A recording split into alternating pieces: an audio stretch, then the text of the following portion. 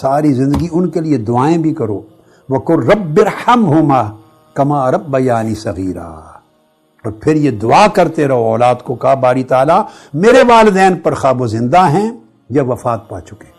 دونوں صورتوں میں ان دونوں پر اس طرح رحم فرما جس طرح میں چھوٹا تھا تو میرے اوپر رحمت کرتے تھے اور رحمت کر کر کے مجھے پالتے تھے. جس طرح ان کی رحمت بھری پرورش اور تربیت نے مجھے پالا، بڑا کیا، جمع کیا، اسی طرح ان پہ رحمت فرما. گویا دعا کرنے کا حکم دیا اور ربیانی صغیرہ اپنا بچپن یاد دلایا. کما ربیانی صغیرہ میں ایک میسج ہے، بچپن یاد دلایا جا رہا ہے. جہاں تک لے جاؤ یادداشت کو لے جا سکتے ہو. کچھ یاد میں آتا ہے تو کر لو، کچھ تو یاد آ جائے گا نا کہ میرے ماں باپ کیا کیا کرتے تھے میرے لیے. وہ یاد کر کے کہ جس طرح میری پرورش اور تربیت میں اور کفالت میں انہوں نے رحمت کی حد کر دی، باری تعالیٰ تو بھی ان پر اسی طرح رحمت فرما. اور یہ عمل ساری زندگی جاری رہنا چاہیے یاد کے ساتھ. اس کا نتیجہ یہ ہوتا ہے کہ والدین دنیا سے رخصت ہو جاتے ہیں.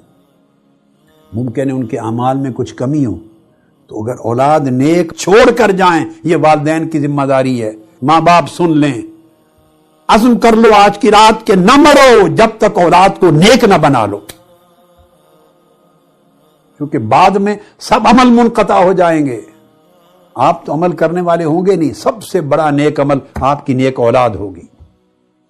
اولاد کو نیک بنا کر جائیں گے، اولاد کو نیک چھوڑ کر جائیں گے تو اپنی آخرت سنوار لیں گے.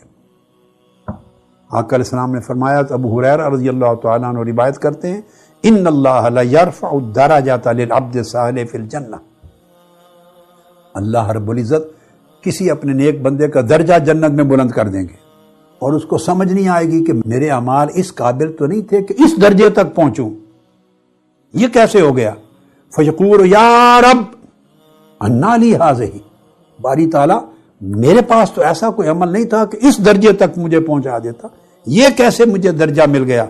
فیقول باستغفار ولدک لک، یہ تیری اولاد نے جو تیرے لیے دعا کی ہے تمہارے مرنے کے بعد، اس نے تجھے جنت میں اتنا اونچا درجہ دے دیا.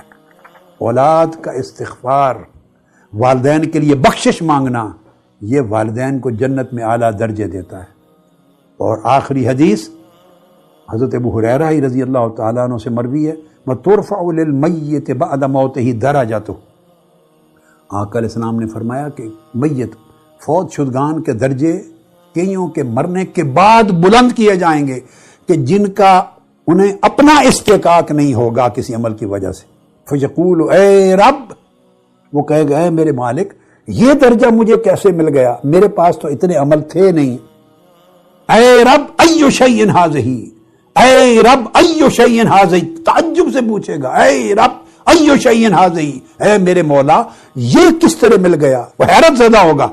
اللہ پاک فرمائیں گے فیقال ولدک استغفر لک، ولدک استغفر لک.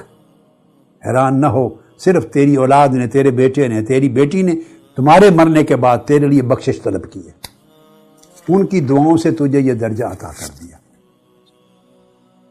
یہ ریسیپروکل ہے.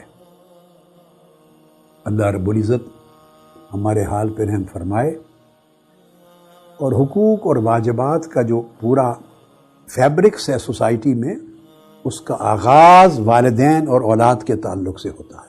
یہ فاؤنڈیشن سٹون ہے، پہلی اینٹ ہے جس پہ عمارت کی پوری بنیاد قائم ہوتی ہے اور عمارت کھڑی ہوتی ہے. اللہ پاک ہمیں اس کی اصلاح دے. اس پہ آج رات سوچیں.